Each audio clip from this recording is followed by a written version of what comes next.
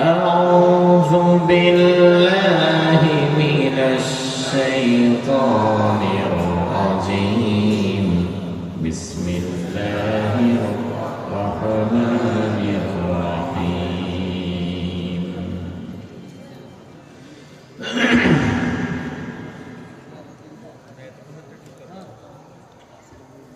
وإذ قال إبراهيم رب أرني كيف تحيي الموتى قال أولم تؤمن قال بلى ولكن ليطمئن قلبي قال فخذ أربعة من الطير فصرهن إليك ثم اجعل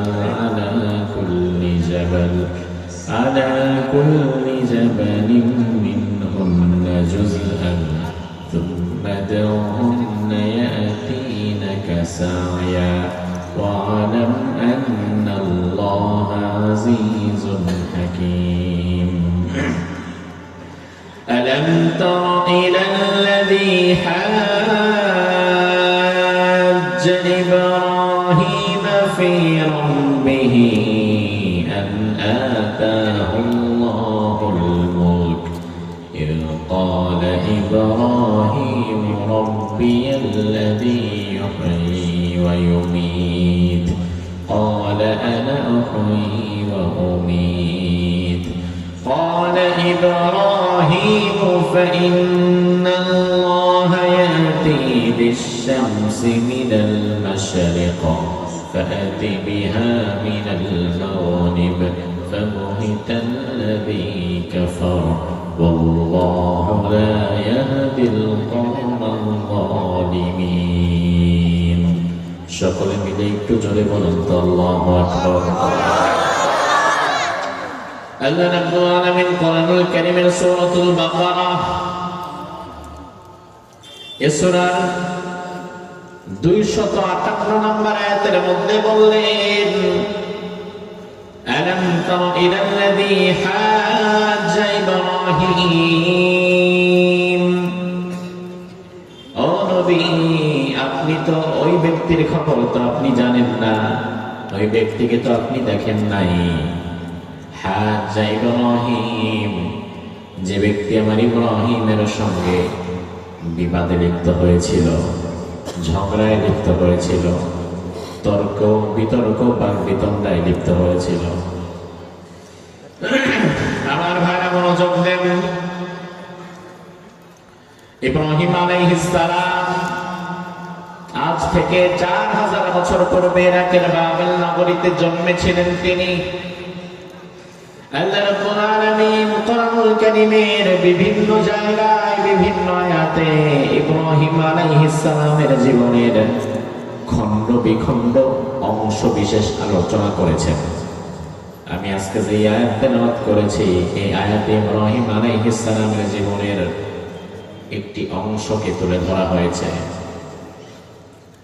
আল্লাহ রাব্বুল আলামিন এখানে বিশ্বনবী সাল্লাল্লাহু আলাইহি ওয়াসাল্লামের মাধ্যমে আমাদেরকে জানিয়ে দিয়েছেন ও নবী আপনি তো ওই ব্যক্তিকে দেখেন নাই যে ব্যক্তি আমার ইব্রাহিমের সঙ্গে তর্কে লিপ্ত হয়েছিল কোন বিষয়ে তর্কে লিপ্ত হয়েছিল ফি রাব্বিহি রবের বিষয়ে আমার ভাইরা একটু জবাব দেন তো দুনিয়াতে আমরা যত মাখলুকাত আছি হোক জিন কিংবা ইনসান যত ধর্মের যত বর্ণের যত মানুষ আছি আমাদের সবার রব একজন তিনি কে হিন্দুরা তো আল্লাহকে মানে না তাই বলে হিন্দুদের রব কি আল্লাহ নয় কথা হয় না ইহুদিরা তো আল্লাহকে মানে না এক আল্লাহকে তাইলে কি ইহুদিদের রব আল্লাহ নয় আমাদের দেশে বা দেশের বাহিরে যারা নাস্তিক আছে যারা দুনিয়ার কাউকে মানে না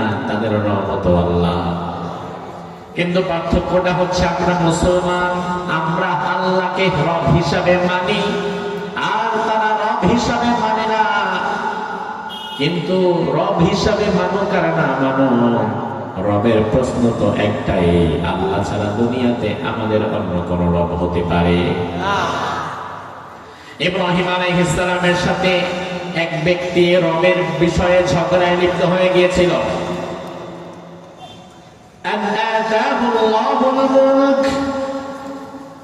আল্লাহ বলেন ওই ব্যক্তিকে আমি আল্লাহ তাআলা রাজত্ব দিয়েছিলাম, সিংহাসন দিয়েছিলাম, সুপ্রিম পাওয়ার দিয়েছিলাম।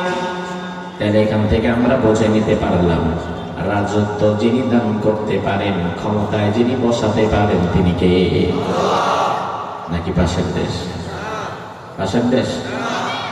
বাংলাদেশের মানুষের মানসিকতাটা এতটা দুর্বল হয়ে গিয়েছে, একদল মানুষ ভেবে নিয়েছে ক্ষমতায় আমাদেরকে বসাতে পারে ভারত, আর আরেক দল মানুষ ভেবে নিয়েছে ক্ষমতায় আমাদেরকে বসাতে পারে আমেরিকা। এই জন্য আমরা দেখি প্রচলিত দুটি ধারার দুইটি শক্ত রাজনৈতিক দল, এক দল ভারতের গোলামিতে লিপ্ত, আরেক দল আমেরিকার গোলামিতে লিপ্ত। বুদ্ধিমানদের জন্য ইশারাই যথেষ্ট, বেকুবরে ধাক্কানো লাগে। অন্তত নোয়াখালীর মানুষ বেকুব না, ইশারা দিলে বুঝে যায়। আমার ভাইরা ভালো করে বোঝেন, আমাদের রবের প্রশ্নে আমরা এক বাক্যে স্বীকার করে নিব আমাদের রবকে। তাইলে ক্ষমতা দেওয়ার মালিককে। আমার আল্লাহ তাআলা যদি রেগে যায় ক্ষমতা থেকে নামায়াও দিতে পারে, সেই ক্ষমতা আল্লাহর আছে না নাই? আমরা যখন ভারতের আধিপত্যবাদ বিস্তারের বিরুদ্ধে কথা বলি, ভারতের আগ্রাসী মনোভাবের বিরুদ্ধে যখন আমরা কথা বলি, ইসকনের হামলার বিরুদ্ধে যখন আমরা কথা বলি, তখন কথাগুলো শুধু আমরাই কেন বলি? এই কথাগুলো তো দেশের স্বার্থে, স্বাধীনতা এবং সার্বভৌমত্বের স্বার্থে বাংলাদেশে যত রাজনৈতিক দল আছে সবারই বলা দরকার। ভারত যদি আমার দেশ নিয়ে কোনো নীল নকশা আঁকে, ভারত যদি আমার বাংলাদেশকে ইনডাইরেক্টলি তুচ্ছ করে, ভারতের দাদা বাবুরা যদি আমাদেরকে নিয়ে কোনো ষড়যন্ত্র করে, তাইলে সেই ষড়যন্ত্রের প্রতিবাদ শুধু আলেমরা করবে নাকি সবাই করবে? কিন্তু আমরা দেখি ভারতের বিরুদ্ধে কথা যা বলে তা আমাদের মতো আলেমরাই শুধু বলে, আর আপনাদের মতো সাধারণ মানুষ বলে। প্রচলিত ধারার বড় বড় রাজনৈতিক দলের নেতারা কথা বলতে সাহস পায় না।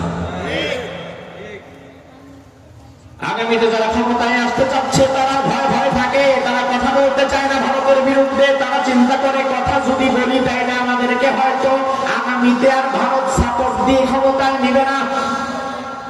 অথচ তারা ভুলে গিয়েছে ভারত বাংলাদেশের ক্ষমতায় কারা বসবে আর কারা না বসবে এটা ডিসাইড ভারত করতে পারে না। ইন্ডিয়ার মানুষদের এই ক্ষমতা নাই, নরেন্দ্র মোদীর এই ক্ষমতা নাই, নয়া দিল্লির এই ক্ষমতা নাই।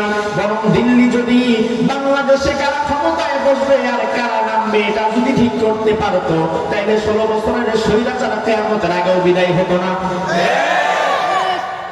সবটুকুন সাপোর্ট তো ছিলই, এরপরও বিদায় যে হতে হয়েই গেছে। এই মুহূর্তে অন্তত আপনার ইমানের জায়গাটা তো মজবুত হওয়া দরকার।